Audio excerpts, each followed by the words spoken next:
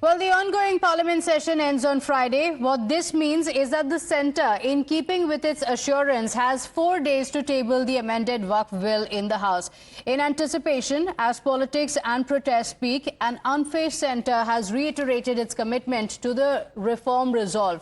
The Parliamentary and Minorities Affairs Minister Kiran Rijiju said the government was ready to table the bill, but the timing would be decided after consultations with all parties.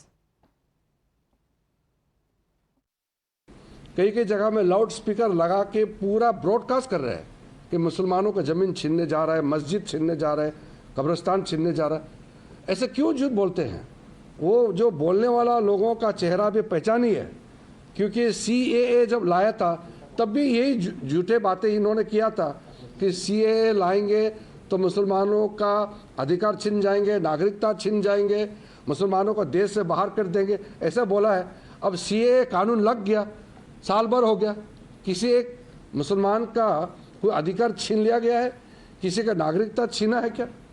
Now, the government is also finding more support from prominent groups in society for the bill. Whether it's the Chishti of Ajmer Dargah or the Catholic bishops from Kerala, they agree that certain provisions of the existing Waqf law are unconstitutional and need to be done away with for the sake of transparency and justice. कि वक्फ में amendment की जरूरत है। देखिए, वक्फ का मतलब ये कहते ये नहीं है कि लोग ये कह रहे हैं कि मस्जिदें छीन जाएंगी, खानकाएं छीन जाएंगी, कब्रिस्तान छीन जाएंगी। ये कहना गलत है।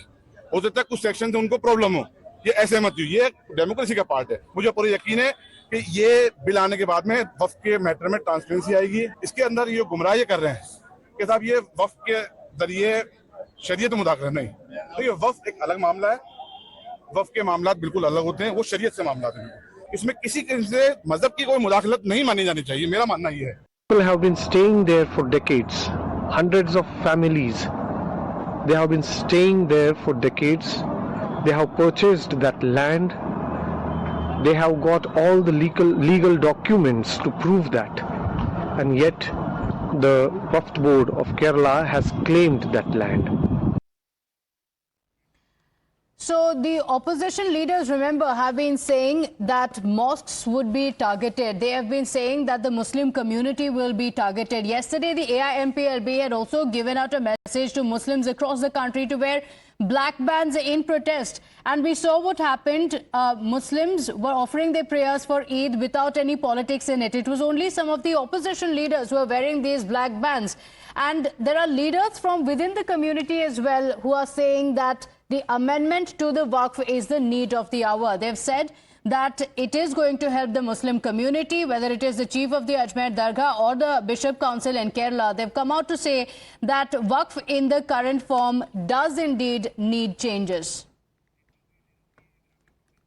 Well, despite clear endorsements for religious leaders coming in from these religious leaders, the opposition leaders, in fact, seem unwilling to cede ground on resistance to the bill. In fact, instead of trying to see the rationale behind the changes in the bill, these leaders are discrediting them by alleging political pressure behind their stance. Political रूप से मौजूदा सत्ता के दबाव में बहुत सारे लोग बैठे हैं। कानून बनाने वाले राजनीतिक दलों के सांसद हैं, उन्हें उस तमाम सारे जो बिंदु हैं, चाहे वक्फ लोग के जो चेंज बिल में आए हैं, और समाज से सीधा संवाद अगर कोई करता है तो राजनीतिक दल करते हैं। तो मुझे लगता है राजनीतिक दलों की बात माननी। See, the Kerala Bishops Council made a request to all the MPs from Kerala to support the Waqf Amendment Bill, because it's a very rational bill. If you look at the history of how the Waqf Act has been implemented in India, we see that it was completely rational. It has benefited a few people. It has been absolutely communal in its implications, and therefore the government decided to bring about an amendment which will rectify these big anomalies.